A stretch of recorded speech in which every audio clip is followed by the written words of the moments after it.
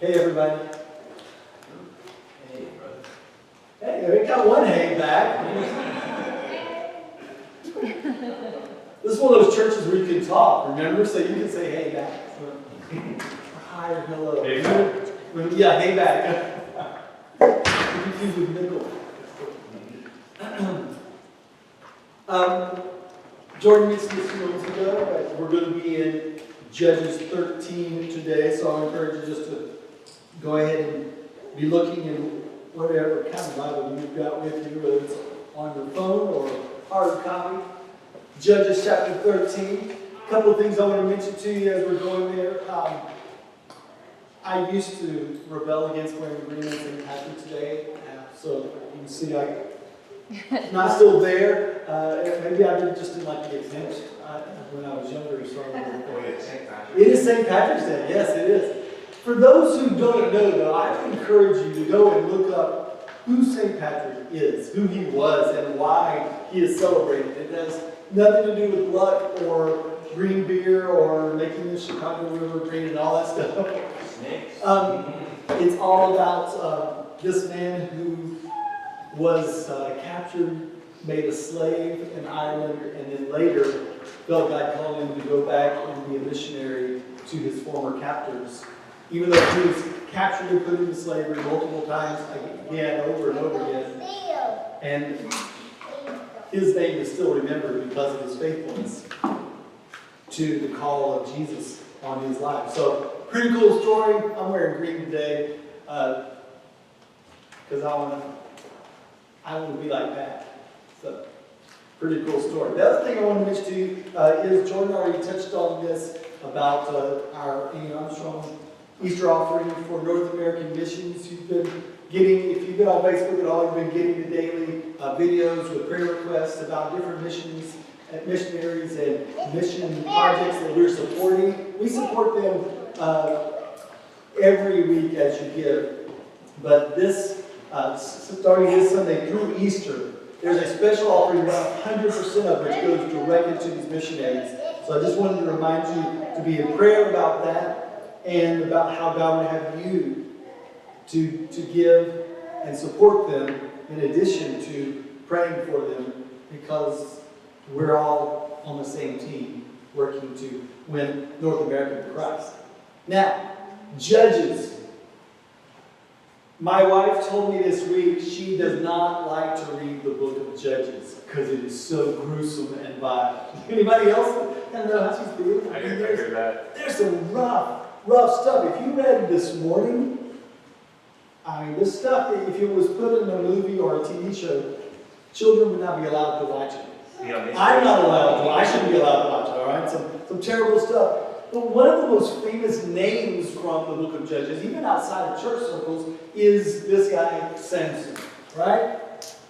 What do we know about Samson? Tell me what you know about Samson. Just throw things out there. Long hair. Long hair, that's right. What else? Super strong. He was super strong. He was deceived.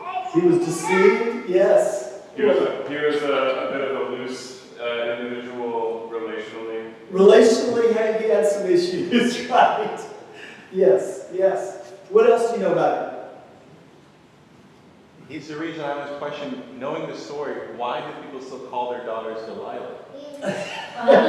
Or Samson. Well, they don't know daughter Samson, I guess, but their husband. Yeah. Why did you name your daughter that?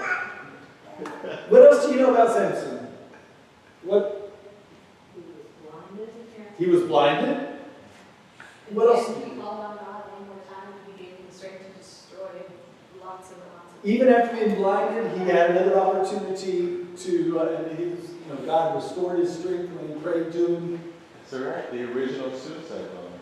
Yeah. Wow. Oh, wow. Did you really go there? I mean, you're not wrong. Yeah, you're not wrong.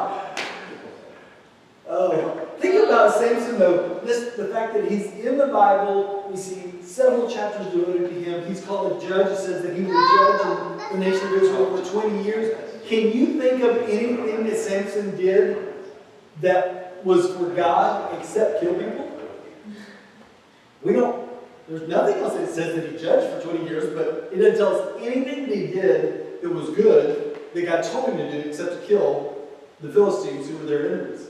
Everything else that you might think good that other judges even did, don't see anything about it. We just mostly see his moral failures and his temper tantrums and his vengeance and all of these things that make him look way too much like the rest of us. Right? But today, I want to focus not on the story of Samson so much as the prequel, which is the story of his parents. Think about Samson's parents. As we look at this passage, we're going to look at some things here. Maybe we haven't looked at in this context before, but I think there's some things we can learn from Samson's parents that apply to you and me as followers of Jesus and for being church as the Church of Jesus Christ. So let's read. We're going to read a little bit here now, starting in verse 1 of Judges 13. Everybody ready? Here we go. And the people of Israel again did what was evil in the sight of Yahweh. I mean, every time you see the Lord, it's really just Yahweh, the name of the Lord. So Yahweh gave them into the hand of the Philistines for 40 years. There was a certain man in Zorah, a tribe of the Danites, whose name was Manoah, and his wife was barren and had no children. And the angel of Yahweh appeared to the woman and said to her, Behold, you are barren and have not borne children, but you shall conceive and bear a son. Therefore be careful, and drink no wine or strong drink, and eat nothing unclean, for behold, you shall conceive and bear a son. No razor shall come upon his head, for the child shall be a Nazarite to God from the womb, and he shall begin to save Israel from the hand of the Philistines. Then the woman came and told her husband, A man of God came to me, and his appearance was like him, and his appearance was like the appearance of the angel of God. Very awesome. I did not ask him where he was from, and he did not tell me his name, but he said to me, Behold, you shall conceive and bear a son. So then drink no wine or strong drink, and eat nothing unclean, for the child shall be a Nazarite to God from the womb to the day of his death. Then Manoah prayed to Yahweh and said, O Lord, please let the man of God whom you sent come again to us and teach us what we are to do with the child who will be born. And God listened to the voice of Manoah, and the angel of God came again to the woman as she sat in the field. But Manoah, her husband, was not with her. So the woman ran quickly and told her husband, Behold, the man who came to me the other day has appeared to me. And Manoah arose and went after his wife and came to the man and said to him, Are you the man who spoke to this woman? And he said, I am. And Manoah said, Now, when your words come true, what is to be the child's manner of life? And what is his mission? And the angel of Yahweh said to Manoah, Of all that I said to the woman, let her be careful. She may not eat of anything that comes from the vine, neither let her drink wine or strong drink, or eat any unclean thing. All that I commanded her, let her observe. All right, let's stop there. A few things that I want us to observe. Number one, things were really bad in Israel. It says they had once again turned from God. So we know, we've been reading all year so far about how horrible Israel was, about turning to God, turning from God. Things got bad, they would turn back to God, God would rescue them. So things are bad. They have been oppressed by the Philistines. How long? How long have the Philistines been oppressing them here? 40 years. There are 4 of us, I'm going to assume, that are more than 40 years old in this room. Everybody else, this is longer than your whole lifetime. Imagine that your whole lifetime, the majority of the lifetime of the rest of us, that we had been oppressed by an enemy nation. And the Philistines were not nice to them, okay? So this was not some gentle thing. They were oppressed by the Philistines. The other thing the next thing we observe is that Samson's dad, Manoah, did you happen to notice what Samson's mother's name was? Trick question. She doesn't even get even named here, all right? They don't even give us Samson's mother's name. So, but just like so many of the patriarchs' families, Manoah and his wife are suffering the pain of infertility. They cannot have a child. So one day it says that the messenger of Yahweh shows up, and some of you know that we've talked about this in other times before, maybe you've heard it in times past, that there's a lot of evidence that points to the fact that this messenger was actually Jesus himself.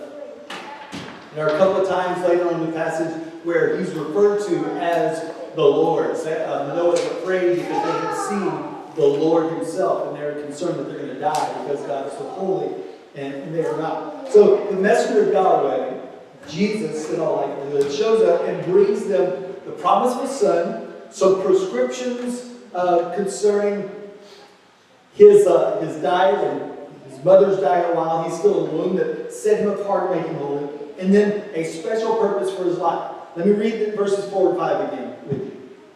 Therefore be careful and drink no wine or strong drink, and eat nothing unclean, for behold, you shall conceive and bear a son. No razor shall come upon his head, for the child shall be a Nazarite to God from the womb, and he shall begin to what?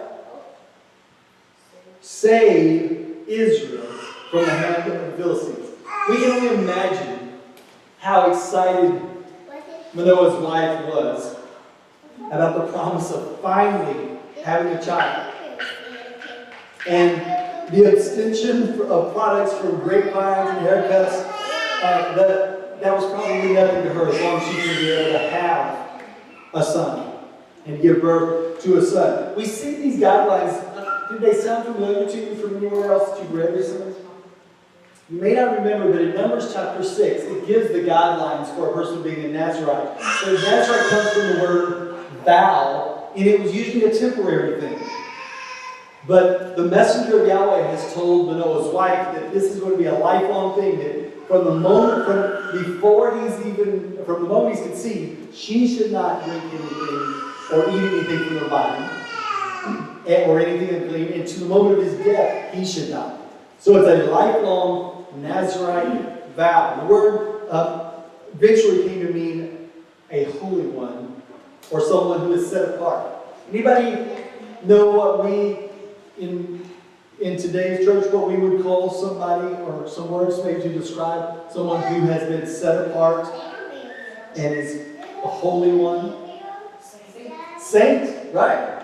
And who are the saints? All of us, right? All of us. So the Lord's basically telling Manoah's wife, I'm going to give you a son, and he is going to be set apart and holy to me for my purposes. Do you see now that perhaps there's a connection between Samson and you and me? In our identity in Christ and in our purpose. Well, what is the purpose for all of this? Look there in verse 5 again. What is the purpose for which God is going to give them this son and has told them to keep him holy and when he eats and not cut his hair? What's the purpose in verse 5? Or is it verse 4? Save Israel.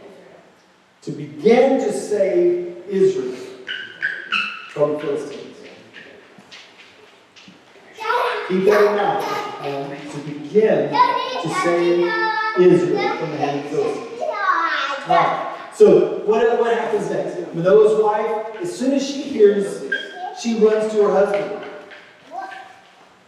And then her husband, Manoah, begins to pray and says, Lord, will you please let us see this man again so we can get further clarification and verification of what the message is and what we're supposed to do. And the messenger of Yahweh returns, tells Manoah's wife the same thing. And again, she runs and tells Manoah, this guy is here. And in this following conversation, in verse 12, look at verse 12, we see something I believe is something we can latch onto for ourselves. And Manoah said, when he's talking to the messenger, okay, when he's speaking to the Lord, Manoah said, now, when your words come true, King James says, let your words come true. Most modern translations say something along the lines of, now when your words come true. What is to be the child's manner of life, and what is his mission? What jumps out at you from that first phrase there? When? What does that mean? Because he says, when your word comes true. He had no doubts, right? It was really just a matter of time. It wasn't like, if what you said comes true and we have this child. No. It was when. Probably, somebody else got something? Okay. Probably, in reality, sometimes it's hard to translate from another language into English. In some of the things that I studied, the most literal translation of this is, in all likelihood, your word will come true. So, what do we do? It was just an affirmation. You said it, Lord. So your word will come true. Now, what should we do? Now think about this. God has allowed the Israelites to be oppressed by their enemies for 40 years. We don't know how old Manoah was, but I wouldn't doubt if it was his whole life. We don't know how long Manoah and his wife had been married, but they had, in all likelihood, been trying to have a child. Culturally, in that day, for a woman not to be able to give her husband a child, in particular a male child, was a source of shame. Now, doesn't say that that's the way it was supposed to be from God's perspective. It was a cultural thing. And you can imagine how people would talk. And that's something that they acknowledged was something that was a matter of Yahweh. It was in Yahweh's control. He's the one who decided who had children, who didn't have children, if they had a son or a daughter. Yet when Manoah hears this message, that he's going to have a son, and that this son is going to be special, he doesn't question it for a moment. He just moves to the details. Lord, what you said is going to be done, so what do we do? What do we do? We're going to have this child that is special. He says, what is this process we're supposed to go through? How are we supposed to handle this special little boy? And what is his mission, he asks? What is it that he's coming to do? Now, the messenger had told his wife this twice now. But he asked again, just to be sure. Now, let's talk about how does this apply to us? We live in a time where bad stuff is all around us. We see horrible things on the news and on the internet. I don't know if things are necessarily that much worse worldwide than they ever have been. We just know about it because of technology, right? We know every bad thing that happens, or at least that the media wants us to know that happens. We saw a horrible thing happen in Christchurch, of all names of the city, for it that in Christchurch, New Zealand, this past week, where 49 people in 2 different mosques were killed by white ultra-nationalists. And a number of others were seriously wounded in that. We see horrible things like that happen all the time. One of our ministry partners, Open Doors, specifically ministers to churches and to Christians in persecuted areas. Did you know that every single day on planet Earth, at least an average of 11 Christians are martyred for their faith? That means every week there's more than twice as many people killed because they're followers of Jesus than were killed in Christchurch and the mosques. There's bad stuff going on all the time. And to bring it closer to home, most of us are dealing with, or maybe have just recently dealt with, some really painful personal issues.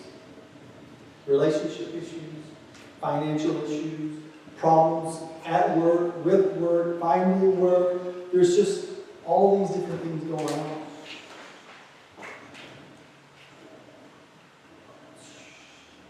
And yet Jesus told us, His church, All authority is being given to you.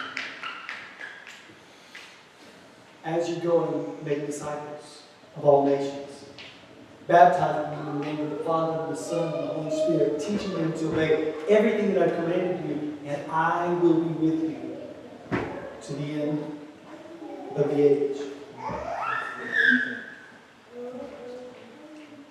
We know that this is not news to us. Not new news to us as Christians. Yet Jesus, here's this good news. Jesus showed up to save us, to live our lives in a way that honors Him and to make disciples of others as being church. We've read it countless times. But I think back to Manoah. Remember what he said? Your words, Lord, will come true. What you said will come true. When your words come true, what would you have us to do? Now look, every Christian in this room has believed and trusted in Jesus Christ. But I'm asking you this question when we think about what we're here for, even with all the mess going on around us, even with the troubles and problems and struggles in our own lives, are you believing that God will do what He says He will do? The interesting thing about this connection between Manoah is that he's doing exactly what we do. He's like, all right, tell me more. What do I need to build? I need some guidelines. Open my eyes. Let me be prepared. And that's what I know I continue to say all the time. It's like, show me what to do. Help me be prepared. Yeah. Do whatever. And the answer is the same. Follow me, be faithful, And his situation is not really any different from ours. The details may be different.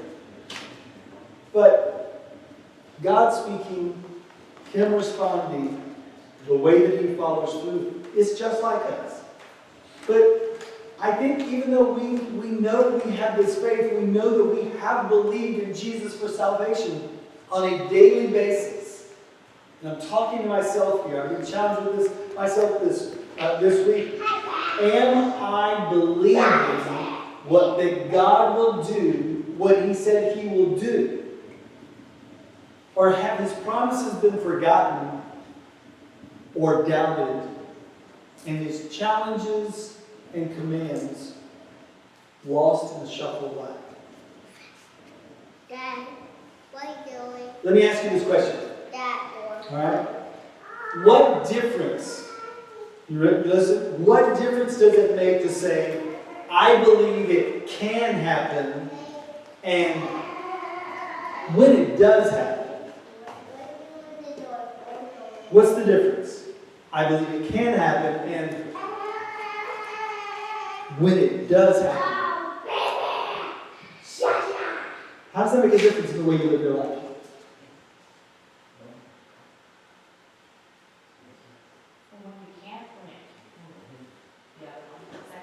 The second one? you know that you don't have any doubt that you're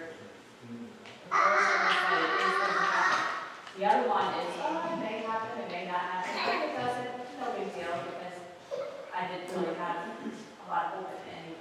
Okay. Or if you say, it can happen, you leave it open to the fact that things can interfere and change the outcome. Okay. Like life could get in the way kind of thing. Something may happen, and that changes things to where what God says may not happen.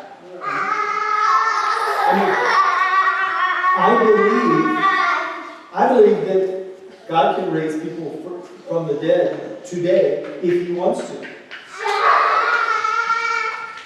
But if God spoke to me in the Spirit and said, David, I want you to go lay hands on this dead body at that funeral that you're going to be performing, and I'm going to raise that person up from the dead. And I said, whoa, now, Lord, I believe you can do that. I know you can do that. But if I'm not hearing you clearly, and I go and lay my hands on this person and say, rise up and come to life, do a Lazarus, Jesus at the tomb of Lazarus kind of thing, and it doesn't happen, that's going to be really embarrassing.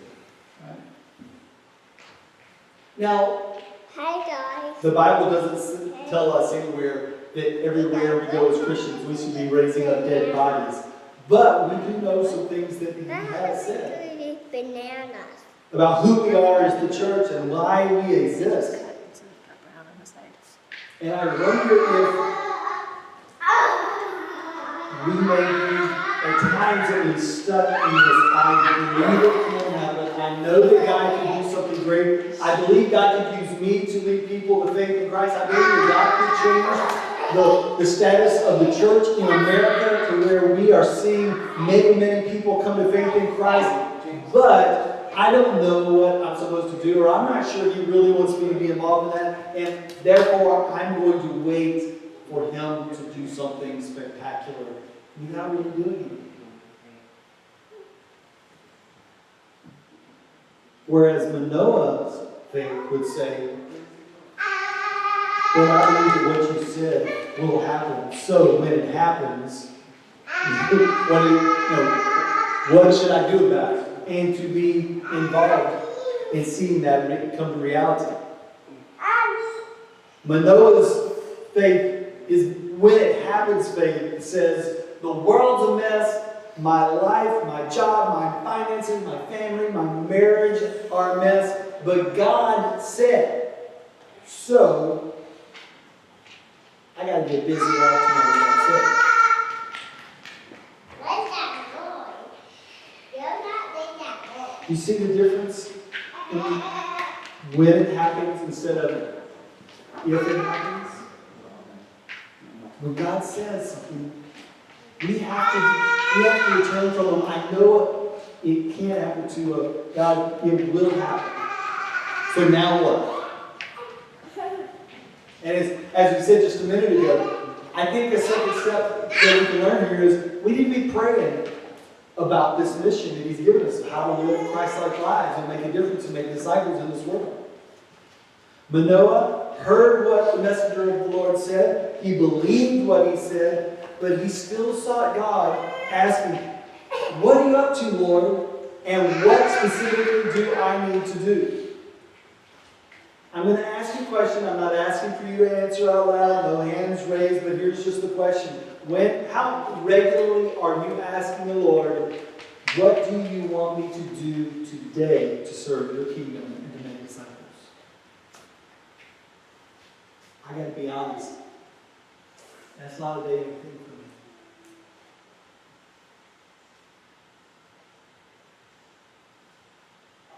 If the final charge from Jesus is, hey, all authority and power is mine, and with that authority, I'm sending you out, make disciples as you're going through your day.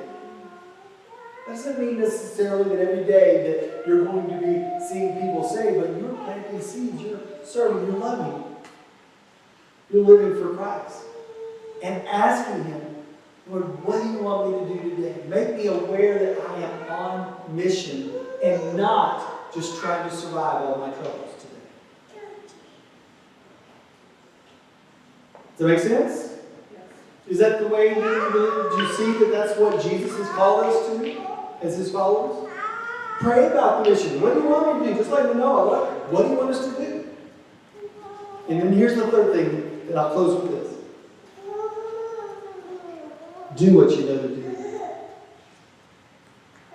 Do what you know to do. One of the reasons that we are reading through the Bible year after year is because we want that Word of God to be ingrained in your hearts and in your minds so you know it, so that the Holy Spirit can then empower that knowledge and help you to put it into action. What did Manoah's wife do when she encountered this messenger and heard this good news from him?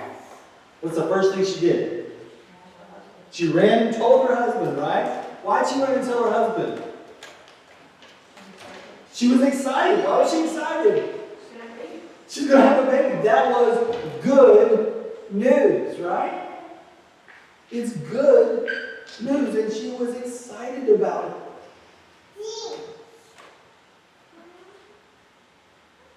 So she ran and told her husband, hey, I've got this great news. This guy, don't know who he is, where he's from, didn't tell me his name. He looked awesome, by the way. Very awesome is the word that's translated there. He was shining with the glory of God. Okay, that's it. Wasn't saying this guy is really good looking. That wasn't it. It was just shining with the glory of God. He was awesome. Whereas the old King James would say he was all full because he created a fullness of all about him. And he's told me we're going to have a baby and we have to do all of these things to help this baby. From the moment, even while the baby's still in my womb, I have to be following these certain diets, and we're never going to cut his hair. All right? Let me ask you a personal question. How are we doing at doing what we know to do? How are we doing at doing what we know to do? And this one I want some answers, okay? What do we know that we as being church are to be doing as part of our mission of making disciples here on planet Earth? What are some things? Loving others, okay? What else? Serving.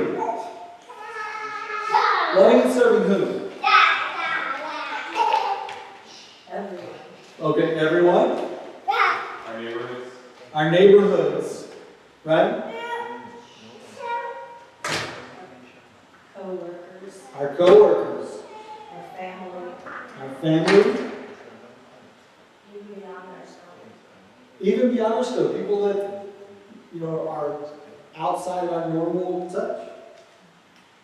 Don't forget, Jesus says that people would know that we're actually His people because of how we love one another too, right? The way that we love, serve, share with one another. Anything else? What do we know as being church that we are to be doing on mission?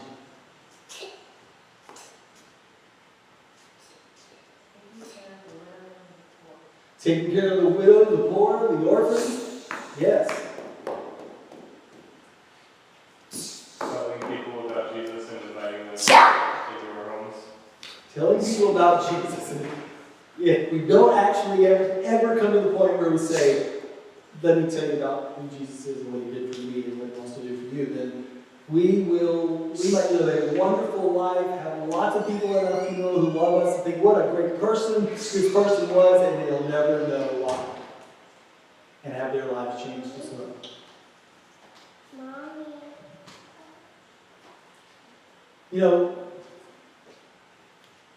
We talk about that our mission in being church is that we believe that God has shown us and called us based on the book of Acts and what we see in the New Testament to be multiplying, to be making disciples in multiplying house churches that make disciples. So that until there's a house church in every neighborhood in Orlando and beyond, to the ends of the earth. But how do we do that? We know that. And we talked about all these things. One of the things that's really been sticking in my heart, in my mind this week, though, is that I think we are overlooking one of the easiest ways to do that, and that is by loving each other and being a family together and doing life together and praying for one another and meeting one another's needs. Remember what it says in the book of Acts? It sounds crazy what they were doing, how selfless they were, how invested they were in one another's lives. But that's the example that God chose to give us of how to live. Those one another's are the commands that He's given us that separate us from any other group of people on earth. That we are brought together in the power of the Holy Spirit as one, loving one another. Look, to be on mission, just as God had a mission for Samson to begin to save his people Israel. And he has a mission for us. No, not everybody on earth is going to be saved. We are seeking to make disciples of all nations. To do that is going to require that I have to make changes. Right? It's going to require changes in our time. It requires changes in our efforts, changes in our finances. I don't always get to do what I would really like to do if I get to have my way and everybody follows along. But if God has said it, God says that He will do it, and He's called us, this is how I want you to be a part of it. What is the alternative to believing and acting on what God said? I'll let somebody answer that. If God said it, He says, this is what I'm going to do, this is what I want you to do as a part of it. What is the alternative to believing and doing? Not believing. We're not believing and we're disobeying. Right?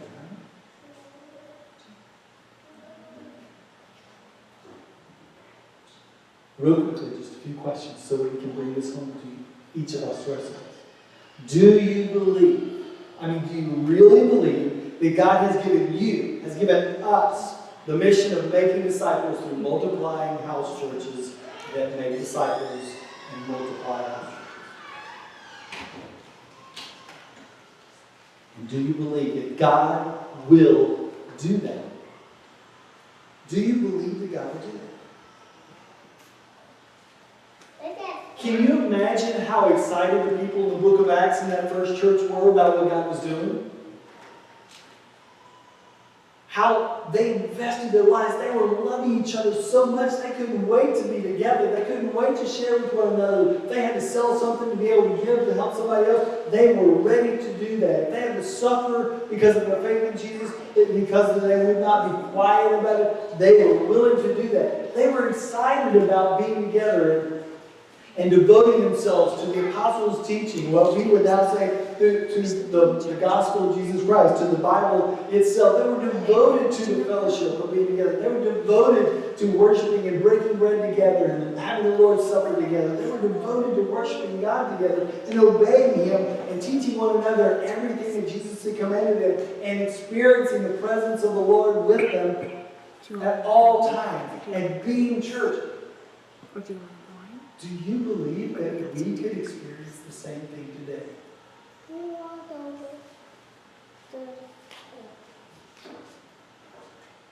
Not just can it happen, but will you believe that when it happens, that it's what God wants to do? Let's be excited about what He's doing. This is good news. Not just good news, I have to tell somebody else how they can know Jesus. But I have this good news about what He's done for me and what He's doing for us. And it's so awesome that we get to be able to share it together and to share with one another. Do you believe? Do you really believe? I want to challenge you and ask you, will you pray regularly for God to show you what He wants you to do today? Ask for your eyes to be open to see it. Ask for doors to be open to share. Ask for the opportunities to give of yourself, to serve of yourself, even when it's inconvenient, even when we're tired. Will you ask Him regularly to show you what to do? And then here's the question that only God can answer for you, if you're willing to ask. What choices and changes do you need to make personally and for us corporately to live out the mission that He has given us to be church? See, if we believe God said it, so He's going to do it, but I just need to find my part of what I'm supposed to be doing and see God at work. And that inspires me to make changes to my choices. But I have to believe it, really believe it, before I'll be willing to do it. Otherwise, if I do it, in all likelihood, I'll either get tired of doing it, or when something bad happens, or something I don't like happens, I'm going to say, I've been trying to do my best for you, God, and it's not working. I have to believe the promise of the power and the presence of God so that I can continue and grow and be faithful to the mission of God. You won't be perfect at it. Samson looks like a miserable failure, but evidently he had some measure of success, even in his death. Maybe not be the mission that we have been called to. But God has a mission for you. I want us to take a few moments to pray.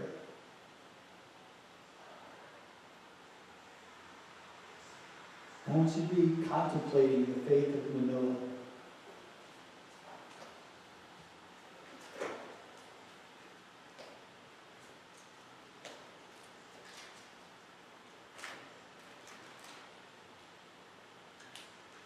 And like him, do you believe that what God says will happen? All of it.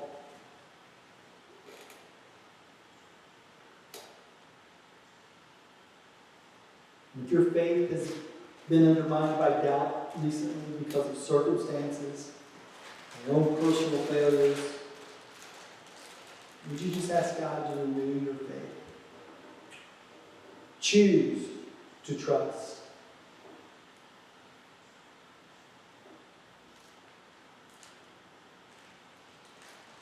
Will you ask Him to show you what He wants you to do? We already know from the Bible in black and white much of what He wants you to do. But it's okay to ask Him for specifics and details, or at least to make you cognizant of those opportunities to be a part of the mission on a daily basis. Would you ask Him to show you what choices you need to make, what changes you need to make in the way you think, the way that you act, the way you invest your time and resources, your goals and priorities, so that you can be a part of this amazing story that God has written.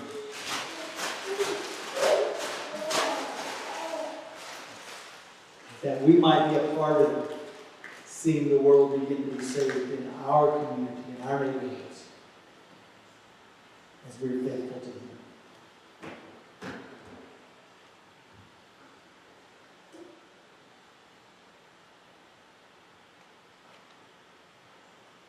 Father, we wouldn't be here if we didn't believe your word.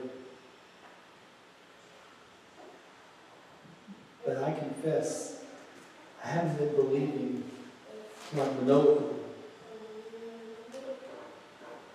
Yes, I ask you sometimes what it is you want me to do, or I ask you for direction and insight, and I know that that's what you want me to do, but I don't always believe that you will do something, even though you said you will do something. I haven't been willing to make changes to my priorities and my choices. What I live for and the why for what I do. Oftentimes. Lord, I pray that you would use Manoah and his wife to encourage us and challenge us this morning.